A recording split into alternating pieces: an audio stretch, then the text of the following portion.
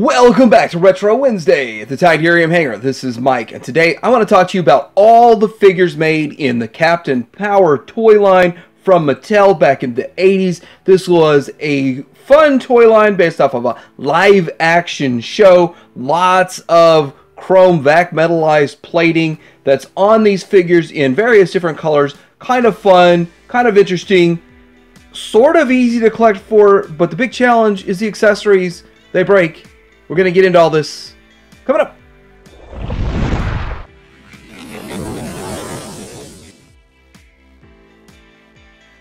First off, I want to point out that there are only 10 figures here, and that's every figure made aside from the prototype ones, so that would put it to 12 if those truly did get into production. But there were 14 playsets, vehicles, bases total. So you couldn't even put one figure per playset, vehicle, or whatever. That's crazy. I don't know if any other toy line has that many vehicles and playsets versus figures, but let's go through them real quick. There's the Blast Pack 12,000, the Interlocker Throne, the Power Base, the Energizer, the Transfield Base, the Transfield Communication Station, the Sauron Wind-Up Beam Deflector, the ATR Mobile Proton Cannon, the Anti-Personnel Patroller, the Dreadstalker, the Magnus Cycle, the Mobile Skybike Launcher, the Phantom Striker, the Jet XT7. So let's start out with none other than Captain Power himself, and then looking at his card back, it does look pretty good. Got this one, someone got this for $1.50. But here is the picture of him.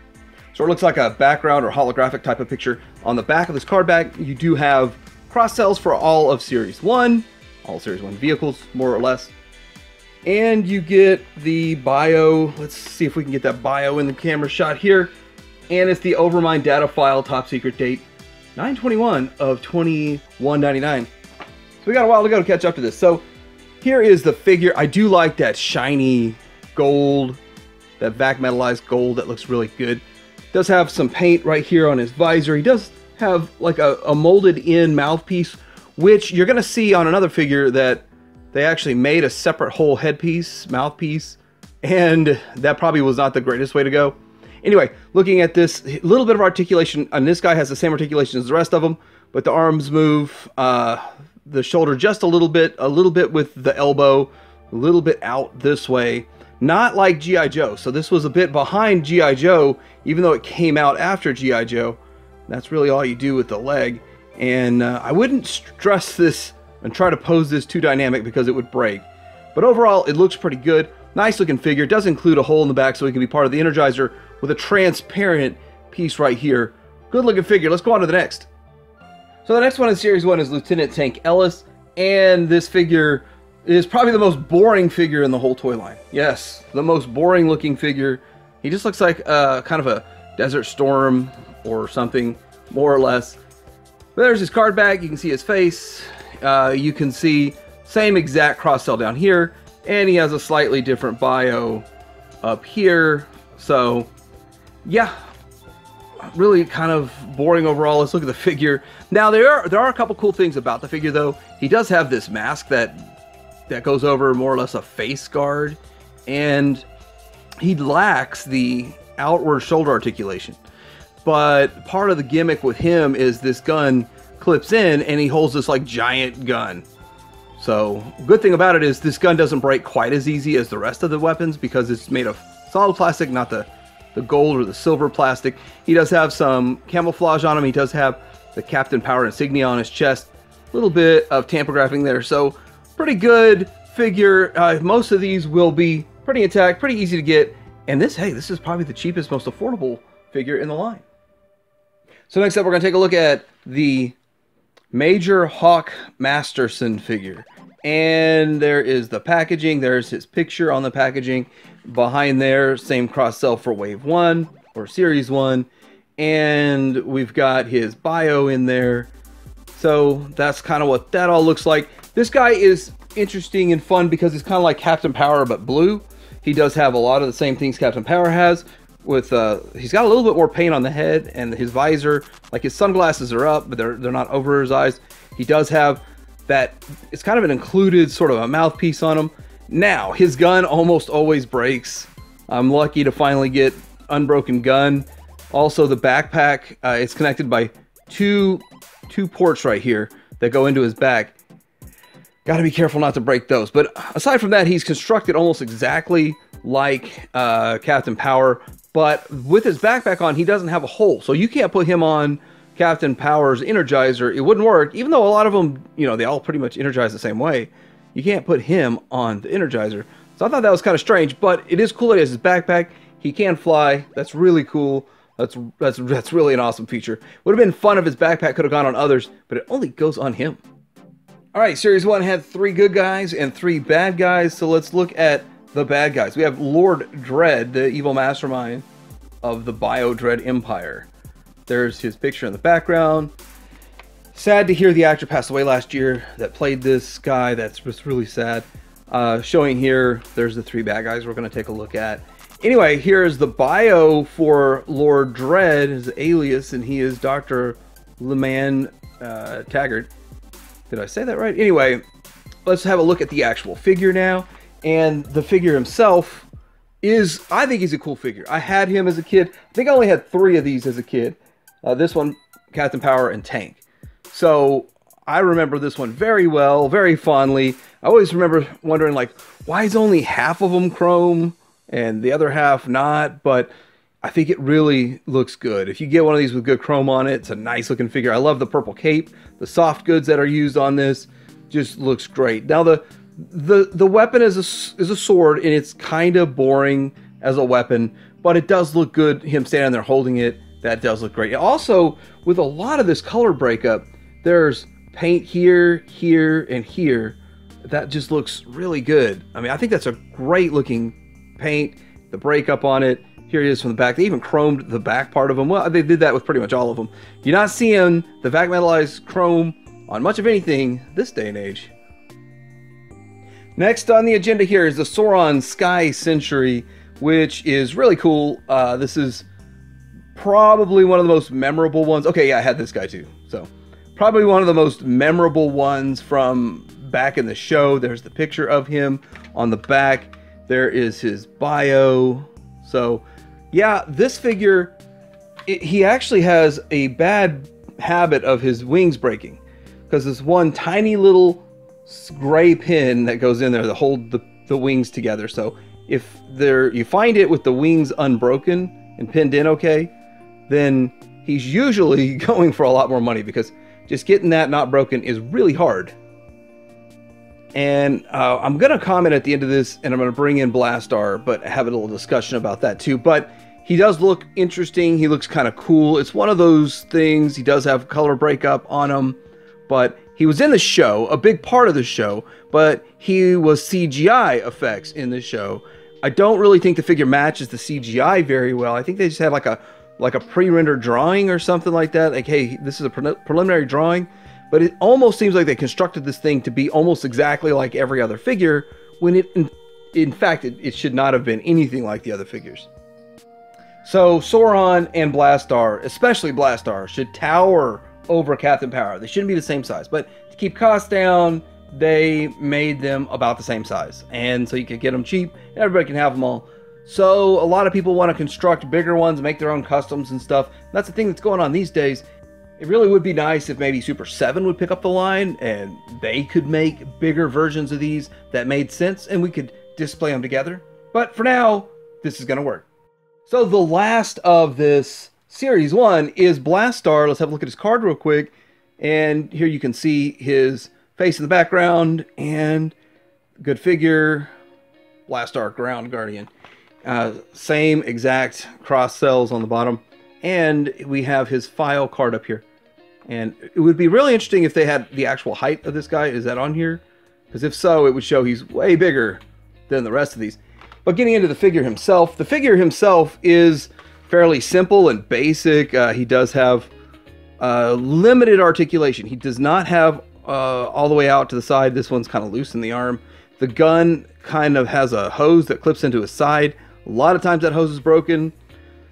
So it is what it is, broken and missing.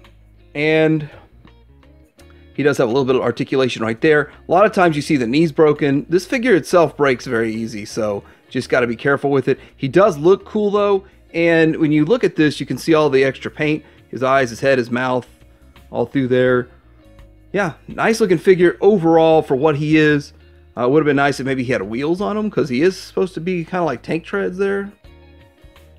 Next up, we have Sergeant Scout Baker. So here he is in his packaging, and you can also see his face, his picture there, kind of the same as all the rest of them. You could start to say that the packaging gets a little boring after a while. This packaging is a Series 2 figure, maybe it's a transition figure. He's only showing Series 1 cross cells right there. But there's Sergeant Scout Baker, and the date is 11/11 of 2199. Let's look at this figure. Actually, I want to point out here, I don't really know exactly what this hose is supposed to do, how it's supposed to work, but I'm terrified of breaking a third one. The first two showed up broken, so I'm not really going to mess with the hose all that much. Let's look at the figure. Now, I do like that he does have his vac metallized chest. He has some paint on his face, so he's got a lot of paint on the face there. He does have paint on the side too, and it's vac metallized. And just, is that vac metallized? No, that's just paint, sorry. And then going on down, we have paint on the lower areas for him. There he is in the back. He does have this gun. This gun's brittle, but it shouldn't be. Like, I've seen a lot of these broken, but they shouldn't break because they're the solid color. They're not like a gold or a silver. So that's confusing. But he does have this. And okay, so the way the hose connects, it connects here, and then it comes around, and then the contraption connects on his back. Not exactly sure what all it's supposed to do, but that's the way that goes, and I'm not going to risk breaking this guy. As Series 2 is a little harder to acquire, I don't have a carded one. I have a card back that came with this guy. So there's his picture, Colonel Stingray Johnson. Looking to the back of this, now we see a slightly different cross-cell on this figure, and it just shows bases and stuff. So it's kind of interesting how they switched that out. Here's his bio, and obviously he's aquatic. He can go in the water. He's got this cool backpack going on. So let's look at it. So here he is, and he suffers all the same problems as all the other figures, even though he's newer by like, what, a year? And his gun breaks very easy. I actually have another one with a broken gun, so it's sad. And the backpack breaks very easily. Although you'd think this is flexible, it should hold up.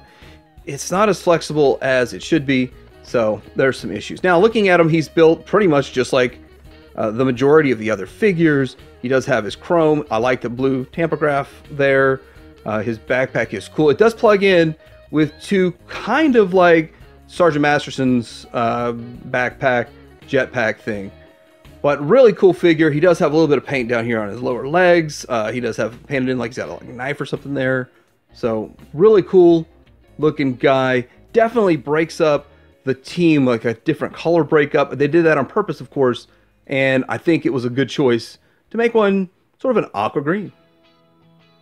Next up, we have Corporal Pilot Chase. So pretty cool figure. The only female in the toy line. There's her face on the picture. And let's look at the cross-cell back to now there. So he must have come out first, and then she came out second, because now we've got Sergeant Scout Baker on the card back, which it was just, he wasn't on his own card back. I had to just check. He's not on his own card back, so he's there as a cross-cell, which I guess would make sense to put other figures on the card back for the cross-cell. Here is the file card, the data file, Overmind data file. Now, she was part of the Dread Youth, and it looks like you can store her gun on her back, which that would be interesting if her gun didn't break so easy. Let's look and see if there's a spot. Yes, there's a hole right here. I guess you could store her gun if you were brave enough. Now, this kind of shows one situation with this figure that they came with this headphone piece.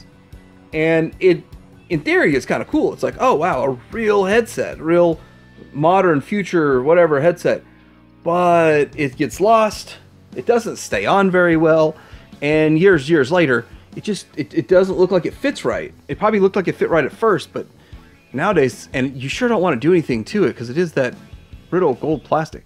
or silver plastic. So here we are with the vac metallized chest. She does have tampograph on her chest there. Don't look too close. And going down, a bit of paint on the lower legs. Looking like a slight amount of discoloring in this kind of a teal kind of plastic. So it discolored just a little bit. Not enough that I'd want to run out and try to brighten it in the sun with any of that stuff. But her gun is real brittle. I think this is my 4th attempt to get a gun that's not broken. Took 4 attempts. Really terrible that it took 4 attempts to get a gun of hers not broken. So got to be careful and look out for that. And the last of the physical figures that we have here, before we go virtual, is Tritor. Tritor is a really cool bad guy, like an army builder, I would think. So kind of cool there. And it seems like all the bad guys should be army builders, even though the first 2 really are only one character. You couldn't build armies, so you could build armies of this guy. But you can't because there's not very many out there. When I first found out about this, I thought he was really cool, so I looked him up and I found a carded one for like 30 bucks. And turns out that was a good deal. It's kind of hard to get a loose complete one for 30 bucks these days. These days, months later, that's crazy. This guy is wicked looking though. He kind of gives me like an aquatic vibe, kind of like Stingray over there. But looking at his face, just looks mean, menacing. The way his gun attaches is weird. I think it was just kind of a lazy maneuver, but there it is. He does stand okay versus some of the other ones. He has paint here, here, and here. Some paint down below. So it's nice color breakup. The yellow and the red and all that. So he did multiple color paint apps. He's got his backpack on there. Really, really good looking figure. I don't really feel like he's that prone to breakage like some of the other ones. He actually looks like he holds up pretty well. I don't have any broken ones, and I haven't seen broken ones. So kudos for that. So there are 2 more figures that are considered prototypes. They might or might not really exist. Actually, one of them sold.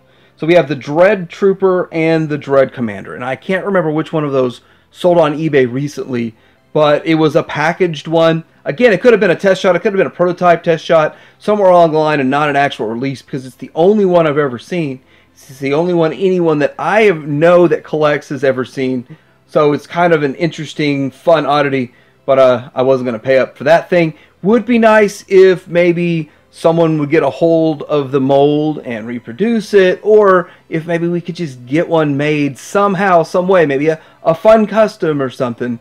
It would be great. Those would have been troop builders, army builders, and should have been in Wave 1. So I hope you enjoyed this look at all of the figures made for Captain Power from Mattel back in the 80s. This was a fun toy line. It's still kind of a fun toy line. A bit fragile, becoming more fragile every day. These parts and pieces break easy. Be careful with them. Good luck tracking them down in good shape. And if you do, always ask the seller to pack it well, because I've got a lot of them that arrived pretty damaged. But I hope this was helpful, a helpful guide. Like, subscribe. Todirum Hanger, out.